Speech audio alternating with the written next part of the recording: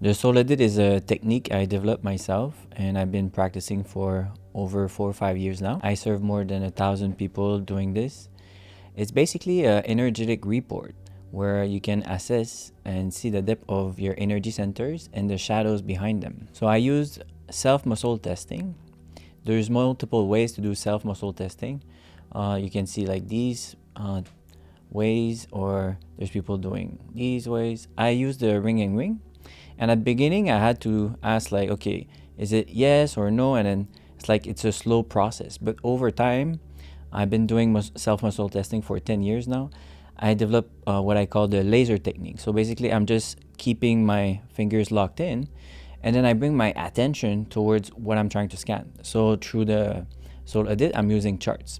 So the primary chart is the emotional code chart. There's also the map of consciousness chart, and I develop my own charts. And then as I bring my attention, my awareness on the charts, then I'm locked in. My whole body is gonna say yes. A yes is a resistance. It's locking in. So it's like the body having life, strength. And then when there is a no, then the body is like, it's like it's released. There's no strain in the body.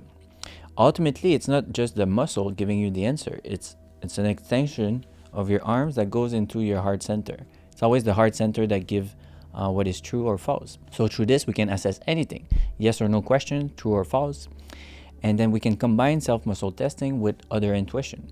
So we can basically have this as a way of confirming our channeling. So my primary tool is self-muscle testing, but I'm using my own clairsentience also. Like when I'm scanning like a shadow, I start feeling it in my body.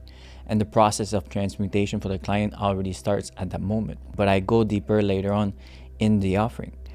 So through this self-muscle testing, first thing I do is I scan the chakras on the map of consciousness. So I ask, is the root chakra over 200? Yes or no? And then on the chart, I can go very quickly. I can go exactly, precisely on, okay, the chakra is at 215. And that's the beauty of self-muscle testing. It's like you can be very, very precise. And then I do chakra per chakra in the front, the feminine chakra in the back. And then we have an overall view on what's going on. What we need to understand with the map of consciousness, and that's maybe for another video, is that we cannot compare someone that is at 250 with somebody else that is at 250. It's going to be two different life experience. Maybe one person is going down back into a 250, like it went up into consciousness and it's coming back to regain foundations. The whole journey is a spiral, and it's very hard to quantify our consciousness. There's distortion in everything, but the way to assess ourselves with these tools is to give ourselves a logical reasoning perspective. And we want to stay open-minded. Like we don't want to be rigid of saying, okay, my consciousness is this. Everything is very relative. But when I start maybe like doing a reading for 1 month, and then 3 months later, I can start seeing my evolution or start seeing different patterns. And that's the beauty of the Soul Audit. It's like basically you have like an in-depth report that you can basically over time create for yourself. And then you can go back into it like 3 months later, and then you're like, whoa, okay. And then you do another one. It's like you're assessing yourself a bit as a scientist or an inspector, finding clues to build puzzle. And you're exploring consciousness like that. The depth of the spiritual journey is to assess our shadows. And at the beginning, when we're doing self-muscle testing, when it's actually self-channeling, it can be a bit hard. But with practice, I believe that we can overcome 80% of these blockages of self-channeling. But it's a practice. So we need to start practicing self-muscle testing every day. Maybe saying, okay, like the wall in front of me is white.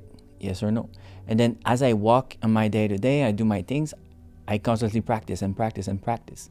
And then after this, I want to include this into my practice of self-channeling that we're going to discuss in a different video. So the next step after this in my Soul Audit is I scan what is the percentage of the inner marriage between the feminine and the masculine.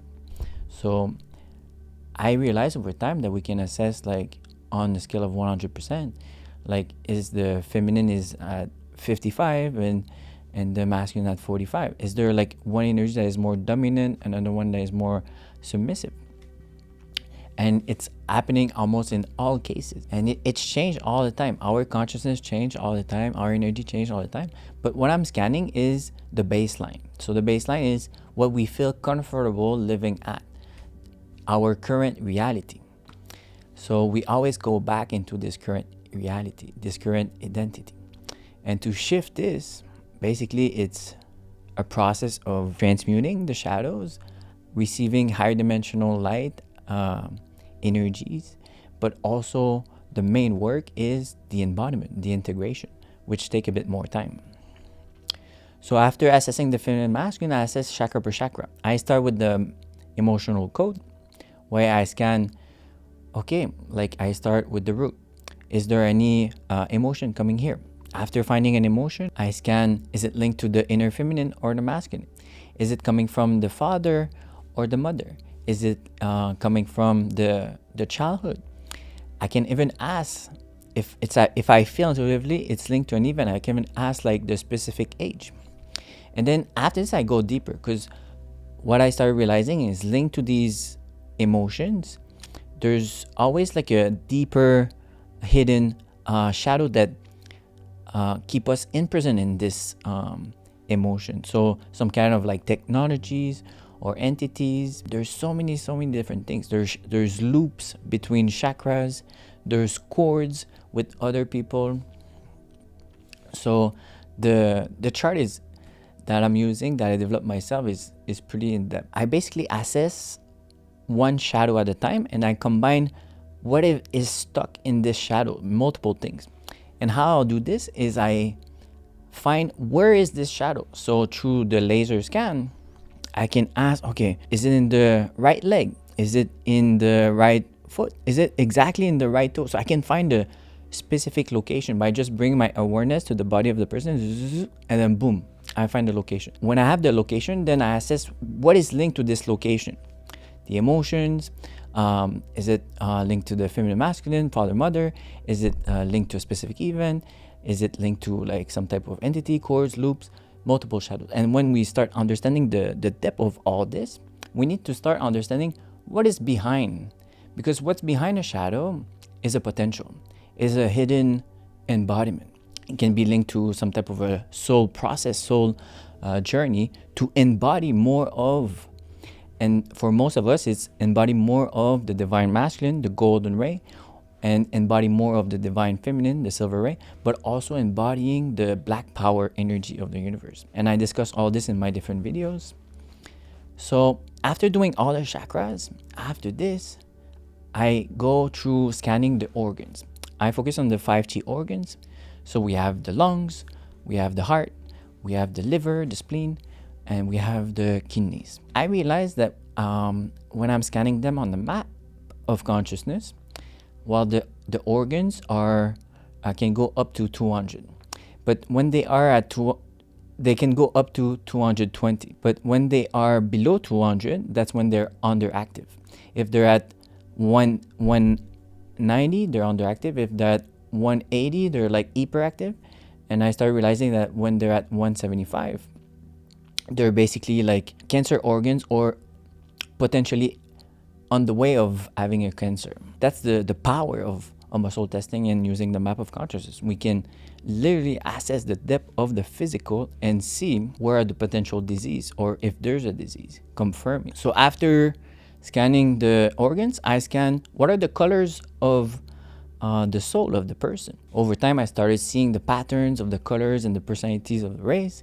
And then I scan 5 potential starseed aspect that we need to explore. And I'm going to bring all this information into a channeling of about 40 minutes, where I bring my white lion aspect, I bring the soul of my clients into my etheric temple. We start activating one of their starseed aspect, and we're using their starseed aspect and my white lion to start healing, transmuting all these shadows. And we go step by step through the whole report. So chakra per chakra, shadow per shadow. And most of the time, my white lion is using his golden staff blue gemstone to open the chakra, to do psychic surgery, to pull things, to activate. There's a lot of activation into this too. And the starseed of the person is there to mirror what this person needs to embody next.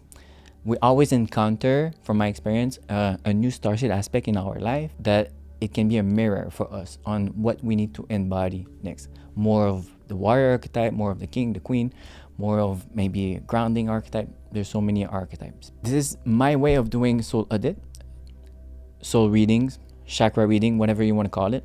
I go in depth. It takes me a long time to do these reports and then the meditation, at least an hour and a half, sometimes 2 hours. But they go in depth and then they allow us to have this type of report that's going to be good for the next maybe 2-3 months of inner work. You can do your own soul audit, starting maybe with a more simple process where you're using the pendulum to assess, is my chakra active, underactive?